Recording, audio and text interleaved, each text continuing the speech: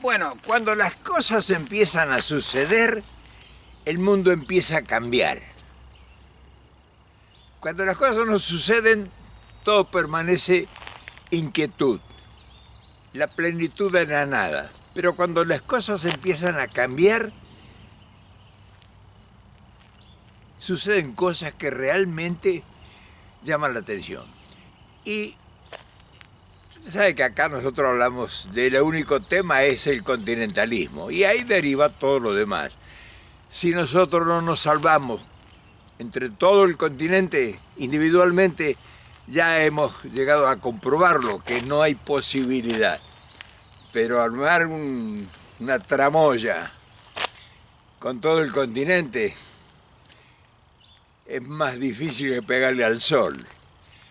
Sin embargo, a veces se dan contingencias que empiezan a funcionar. ¡Epa! Hay tanta historia, ¿para decir qué? Y voy a hablar de Guatemala hoy. De Guatemala, aparentemente Guatemala está en el concierto menos previsto para que sucedan cosas. Sin embargo, en Guatemala acaba de asumir un presidente, Arévalo, que es hijo de otro Arévalo, de Juan José Arévalo, que estudió en la Universidad de La Plata en la Argentina, que fue después profesor en la Universidad de Tucumán, que vivió en la Argentina como 20 años, que se casó con una argentina y que es la madre de este presidente que acaba de asumir ahora. Si no tengo mala información, yo conocí lo que había hecho Juan José Arévalo en Guatemala. Ella, la señora del guatemalteco Juan José Arévalo, que fue un adelantado, un hombre que trajo el peronismo. No era socialismo ni era comunismo, el peronismo copió de Perón. Y ella, la esposa, la argentina, hizo una obra muy parecida en Guatemala, con la niñez y la ancianidad, a la que estaba haciendo Evita en la Argentina. Y Evita la ayudaba mucho a ella. Miren cómo son las combinaciones. Ahora el hijo de él es presidente de Guatemala. Pero eso sería una anécdota, una historia que yo cuento. ¿Y saben qué? Yo creo que ahí intervino López Obrador, porque López Obrador es como un brujo, como un mago, que pone las cosas acá y aparecen por acá. Es el trabajo producto de López Obrador, que Arévalo, que no le quería entregar la presidencia en Guatemala, le querían hacer todas las trampas habidas y por haber. Y debe haber metido la mano Andrés Manuel, seguramente. Y lo recibieron en Washington, en la oficina Oval. ¿Cómo? En la oficina Oval lo recibió Biden. Primero, la Kamala Harris. La vicepresidenta de Estados Unidos, Kamala Harris, recibió este lunes en la Casa Blanca al presidente de Guatemala, Bernardo Arévalo, en la primera visita oficial a Washington desde que tomó posesión. Harris destacó los logros alcanzados por el programa Centroamérica Adelante. Nosotros hemos establecido Centroamérica Adelante, una innovadora asociación entre el sector público y privado que durante los 3 años pasados se ha conformado por presidentes de compañías y filántropos de todo el mundo. Me complace anunciar que hoy esta sociedad ha generado más de $5.200 millones en compromisos del sector privado. Estas inversiones han creado más de 70,000 nuevos empleos en toda la región, formación profesional a más de 1 millón de personas, incorporó a más de 2.5 millones de personas a la economía financiera formal y conecta a más de 4.5 millones de personas a Internet, según la Casa Blanca. Esto incluye el compromiso de la empresa tecnológica Meta para capacitar a jóvenes y propietarios de pequeñas empresas en El Salvador, Guatemala y Honduras. Este trabajo está mejorando vidas en la región y está dedicado a los factores que llevan a la gente a migrar a Estados Unidos. El presidente de Guatemala, Bernardo Arévalo, agradeció este esfuerzo y el apoyo de Estados Unidos al proceso democrático de Guatemala. En nombre de todos los guatemaltecos expreso mi profundo aprecio por el apoyo que Estados Unidos le dio a nuestro país durante el difícil proceso electoral y transición presidencial. En su visita de 3 días a Washington, el presidente Arévalo se reunirá con el secretario general de la Organización de los Estados Americanos y asistirá a una reunión protocolar ante el Consejo Permanente de esa entidad. Paula Díaz, Voz de América, Washington. Lo recibió como a un duque, una presentación. Era inglés, él es muy inteligente, un profesor de historia, un escritor, un hombre que fue senador en tu país, pero tiene ideas como López Obrador, como las tenía Perón, como las tenía su padre. Y entonces, pero bueno, esto es una novela, una novedad que sí, pero le dio a Estados Unidos ya para empezar. Y no le dio el fondo, no le dio el fondo monetario, no lo quisieron enganchar con tranzas. Biden autorizó 14 millones de dólares ya. ¡Epa! ¿Cómo no vas a hablar de un tema de eso que es riquísimo en matices? Vamos a cambiar un poco y les cuento el resto. El profesor Eduardo Herrera me contó la historia de Arévalo, que estaba bajo su mando cuando él era profesor en Tucumán de la universidad. Y me habló maravilla de este hombre, un hombre que había estudiado su carrera en la Universidad de La Plata, en Argentina. O sea que tiene una formación este hombre, ahora que está de presidente en Guatemala, inigualable. Ahora bien, Estados Unidos está entendiendo que el problema de Centroamérica es como se lo dice López Obrador, que hay que resolver el problema desde sus orígenes. O sea, lo que genera el problema de las marchas estas, del problema de la pobreza, y pareciera que sí. Si esta gente de acá, de donde estamos nosotros ahora, empiezan a entender el fenómeno que se está produciendo en el mundo y empiezan a darse cuenta que el mundo al final va a terminar siendo cada continente, nada más. O sea, hay 5 continentes, va a haber 5 espacios divididos el mundo.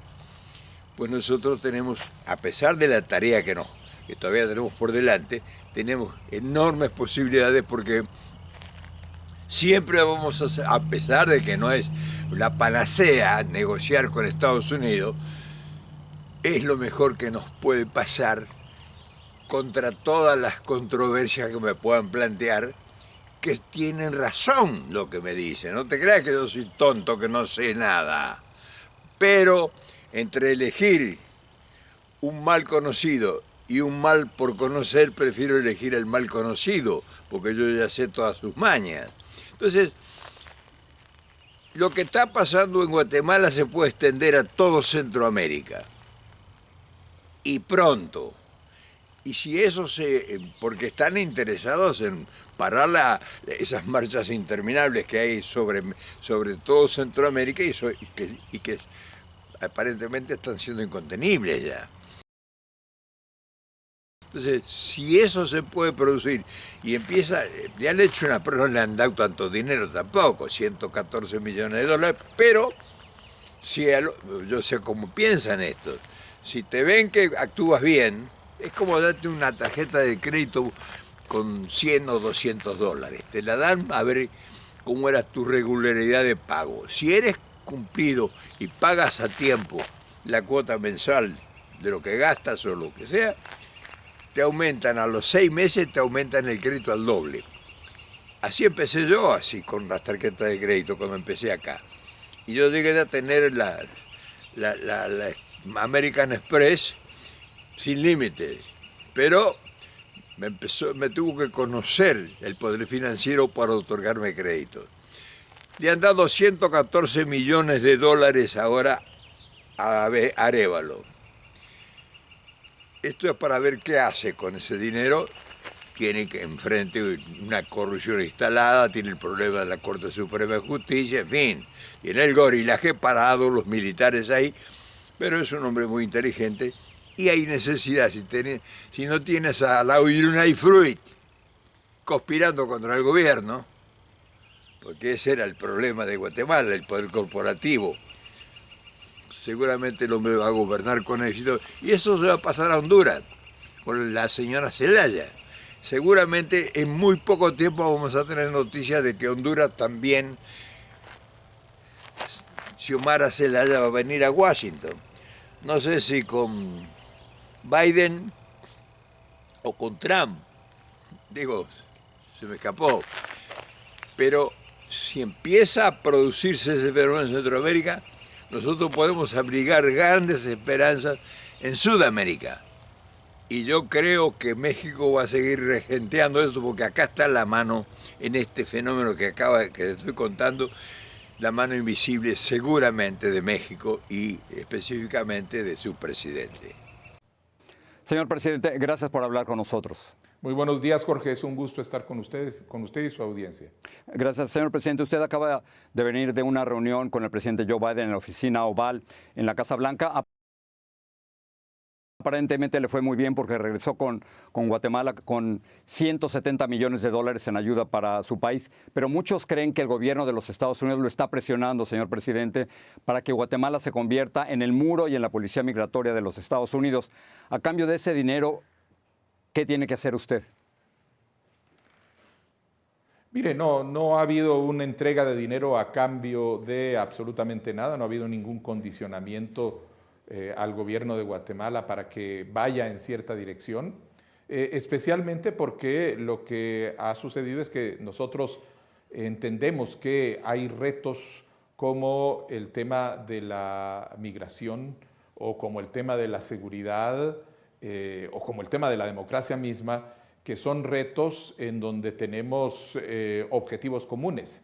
Y entonces estamos tratando de abordar esos retos en el marco de esos intereses que nos unen y de esos objetivos. En el caso muy concreto de la migración, nosotros tenemos claramente definido el hecho de que nosotros entendemos que la respuesta a este fenómeno tiene que ser dada en el marco regional e integral, porque tenemos que incorporar en la discusión sobre las formas como abordar este fenómeno en cada una de sus etapas a los distintos países que forman parte de o que están involucrados en este flujo humano. ¿Pero qué tendrían que hacer usted, señor presidente? Y que van desde países en América del Sur hasta Estados Unidos. Pero yo he estado, por ejemplo, en el río Suchiate y nunca vi a soldados o a policías de Guatemala deteniendo el paso de inmigrantes indocumentados. Y me pregunto si ahora esto va a cambiar, es decir, si usted va a evitar el paso de inmigrantes de otros países a través de Guatemala.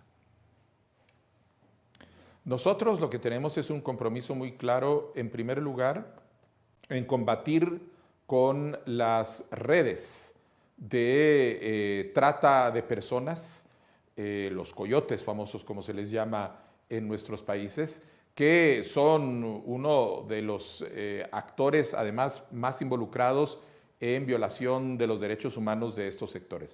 En segundo lugar, tenemos claramente identificado un compromiso con el fomento de las migraciones ordenadas y regulares, y para eso mantenemos un diálogo en donde estamos hablando de temas, por ejemplo, como el aumento claro de las becas de trabajo temporal para lograr canalizar este tipo de movimientos de manera documental y temporal.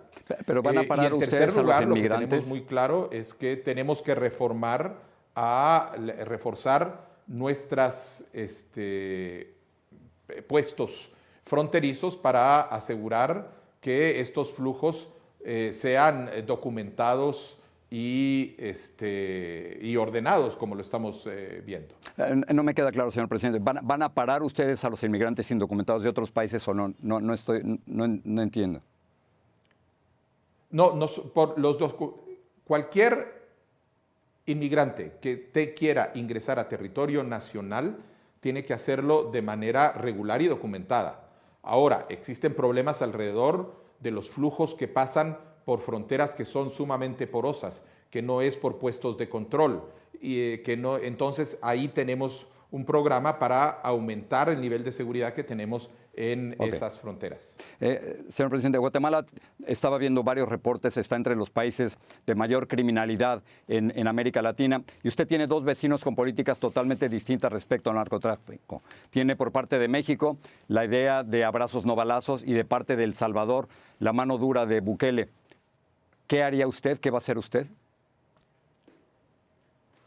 Mire, Cada país tiene que definir su estrategia de seguridad a partir del perfil de seguridad que existe. La problemática de seguridad de El Salvador es distinta de la problemática de seguridad de México y es distinta de la de Guatemala. Las respuestas tienen que ser adecuadas a la naturaleza. Nosotros, por ejemplo, no tenemos un problema de pandillas como el que tiene El Salvador. Tenemos, en cambio, un problema mucho mayor alrededor de la penetración del narcotráfico. Entonces, nuestra estrategia está diseñada para atender a la naturaleza del problema de las pandillas de manera focalizada y localizada en aquellas zonas donde están, a manera de efectivamente contener, eliminar y encarcelar donde sea necesario a quienes están atentando contra la seguridad de sus comunidades. Y por el otro lado estamos diseñando los mecanismos que nos permiten aumentar el nivel de defensa y de combate a la penetración del narcotráfico y el crimen organizado. Hemos visto, por ejemplo, en lo que va de nuestra administración, cifras récord de identificación de tráfico ilegal de cocaína o de otro tipo de elementos. Tenemos una estrategia muy clara de reforzamiento mediante equipos interinstitucionales de las unidades de frontera y estamos realizando operativos muy claros en las zonas fronterizas, especialmente en la frontera Guatemala-México, para precisamente blindarlas y recuperar el control del Estado de esas zonas que se habían ido perdiendo a distintas expresiones de crimen organizado. Señor presidente, usted tomó posesión hace menos de 3 meses en medio de protestas y de intentos del Ministerio Público para impedir que llegara a la presidencia. ¿Lo han dejado gobernar? ¿Teme que haya un intento de golpe de Estado en Guatemala?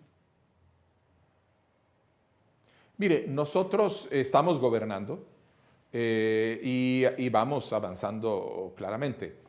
Tenemos muy claro el hecho de que el Ministerio Público no cesa en sus intentos de agresión y posiblemente revertir los resultados electorales. Ahorita, por ejemplo, hay una serie de agresiones en contra del Tribunal Supremo Electoral, los antiguos magistrados.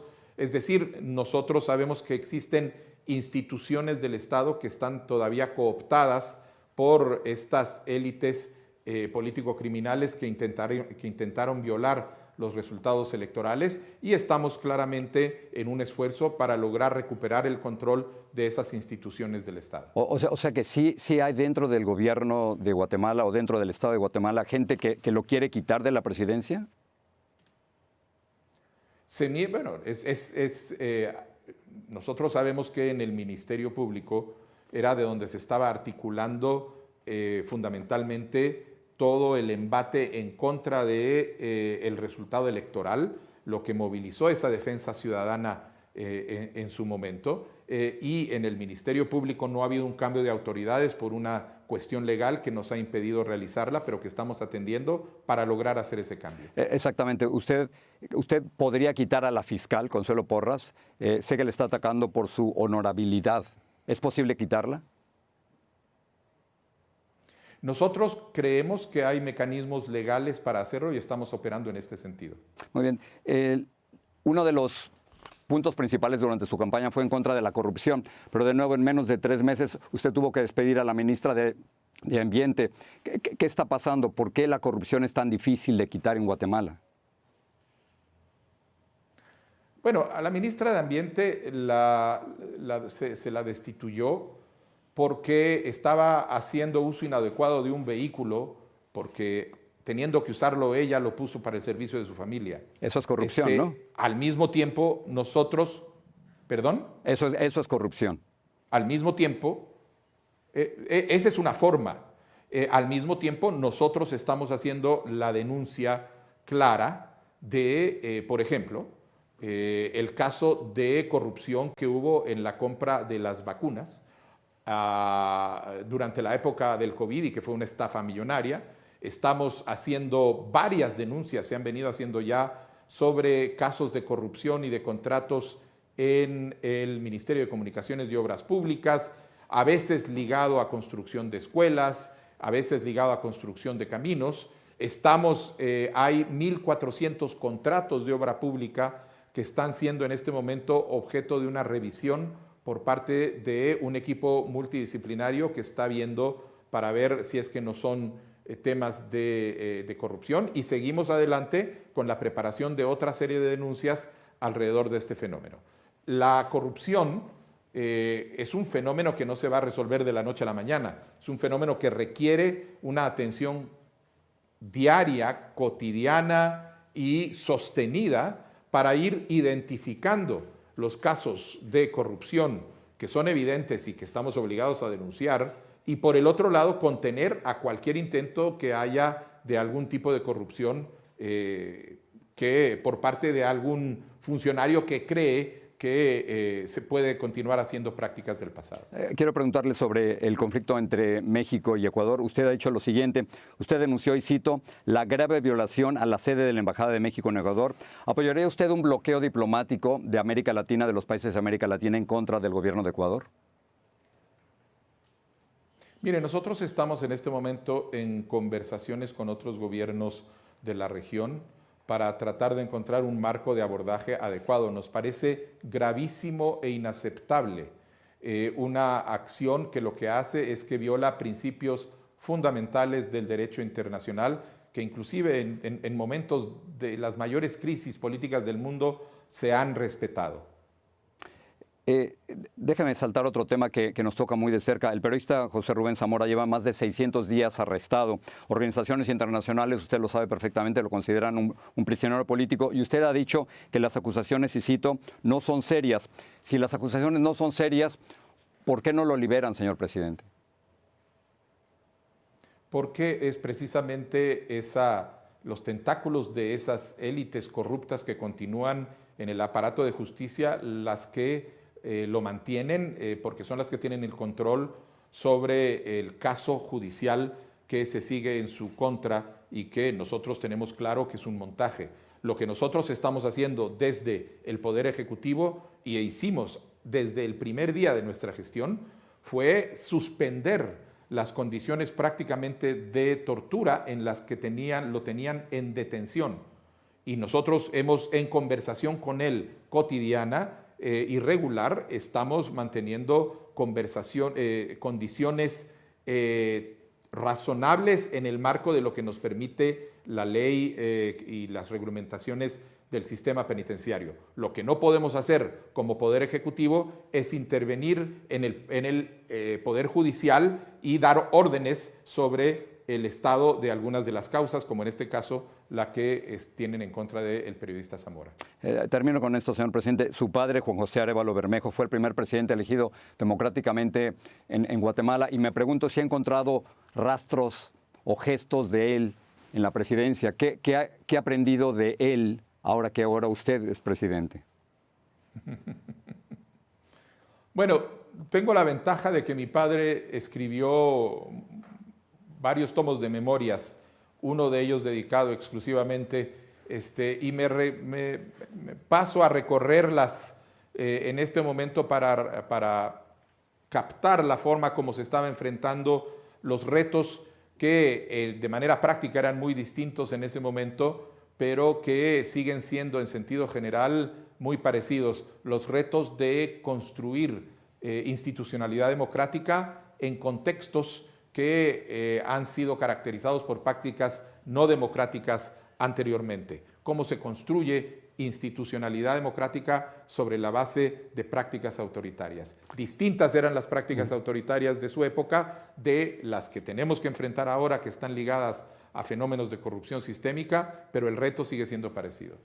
Señor presidente, muchísimas gracias por hablar con nosotros. Un gusto, Jorge. Y seguramente cuando pase la campaña presidencial acá, que va a ser en noviembre, la elección de presidente, se van a volcar a ocuparse del problema de la cantidad de pobreza del continente. Es previsible, pero habrá que hacer una tarea. No creo que nosotros tengamos que infundamos en algo, pero lo que está o lo que haga o lo que produzca como resultados México, acá le ponen la oreja porque les empieza a resolver un problema que esta gente tiene que resolverlo en casa, porque el hecho de que se le hayan incendiado o que se hayan prendido lugares en el mundo de controversias muy pesadas, como es el tema de Irán con Israel, obliga a que esta gente tenga que tener mentalmente la inteligencia de resolver el problema en casa y sus vecindarios. Entonces, a medida que el mundo eclosiona y se incendia en todas partes, a nosotros, lamentablemente que así sea, nos va a empezar a beneficiar, porque esta gente no puede tener guerras o apoyos directos o indirectos en Europa y en Asia, sobre todo con la competencia de China, y acá en casa, o sea en el continente, tener evoluciones contrarias a sus intereses o a sus posibilidades políticas. Si Estados Unidos tiene la inteligencia, sobre todo el poder conservador, acá que es un poco reaccionario bastante, si empiezan a entender que tienen que resolver los problemas, y acá los problemas se resuelven no con ideologías, acá se resuelven con dinero y con bienestar, o sea, se aplica la justicia social y suficiente, ya genera fuentes de trabajo y mercado. El mercado consume, en vez de consumirle el 80% a China, que le consuma el 70% a China. Con China no se van a pelear esto, pero están ahí como, se miran con desconfianza. Pero a nosotros eso nos conviene, porque eso va a producir una apertura, no acá en Estados Unidos, sino en el continente. Esta gente va a tener que asegurarse, no es que uno le diga, porque esta gente va a tener que asegurarse que tiene que tener la paz, por lo menos alrededor de su unidad. Entonces a nosotros eso nos va a beneficiar. Lamentablemente que sea a causa o por razones que son desgracias enormes en otros lugares del mundo. Pero así es la vida, ¿no? Acá hay que observar el fenómeno que se está empezando a dar. No sé si Biden seguirá en el gobierno, porque puede también producir un efecto contrario si gana Trump. No sé, porque Trump es imprevisto, pero eventualmente Trump con México pareciera que ya ha entendido de que hay que llevarse bien con México, porque eso les asegura a ellos el problema de Latinoamérica. O sea, México forma una especie de tapón para que no le golpeen las puertas o las persianas en la frontera. Y si ellos con este entendimiento continúan desarrollando el proceso, que para ellos es nada, si les mandan 40.000 millones de dólares a Ucrania, ahora ¿cuánto le van a mandar a Israel? Yo preguntaría, no me corresponde, pero ¿cuánto le van a mandar a Israel? Porque seguramente van a hacer una inversión igual o mayor que la que han hecho en Ucrania. Entonces están reforzando un frente lejano que les importa por los intereses que tienen en el mundo, pero y van a reforzar todo el mundo y acá se les va a llenar de cucarachas. Con muchísimo menos de 40.000 millones de dólares resuelven el problema del continente para siempre. Y nosotros entramos en una etapa distinta, a regañadientes, mordiéndonos los codos, mucha gente descontenta, ¿no? Hay gente que a mí me acusa de cosas increíbles. Yo soy un pobre piojoso, un poligrillo que no me pueden tomar personalmente a mí como un enemigo de nada, que vivo del imperio, pero esa gente va a estar siempre, o sea que no es que me va a preocupar y me va a quitar el sueño a mí o va a cambiar la historia. Eso va a existir siempre y nosotros ya hemos aprendido a convivir con esa clase de alimañas. Entonces, si seguimos avanzando, si la prédica nuestra del continentalismo le vamos dando forma, o sea, las cosas están ahí, pero es como si te dieran un montón de masa para construir un monumento o una cosa. Vas moldeando las ideas y le vas dando contenido. La base de sustento es el humanismo. Ese es inamovible. La revolución de las ideas de López Obrador es esto lo que está sucediendo. O sea, que las ideas enquilosadas del pasado no van a cambiar, pero que se transformen y que tomen un cariz de realidad.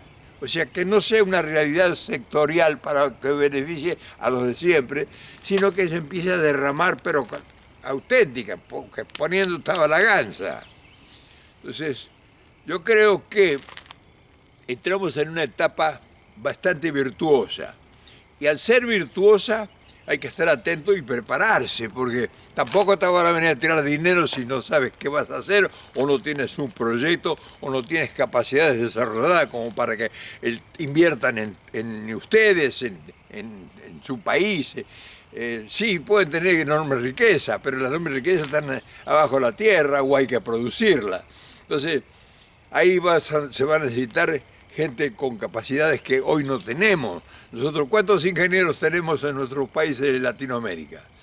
Y en el futuro va a ser no un ejército de militares, sino un ejército de ingenieros y técnicos y profesionales en todo lo tiempo. Porque la tecnología, si bien es cierto, nos está ayudando mucho, pues también nos sorprende que uno no sabe qué botón tocar. Entonces habrá que preparar una nueva legión de gente que necesita escuelas primarias, secundarias y universidades de todo tipo.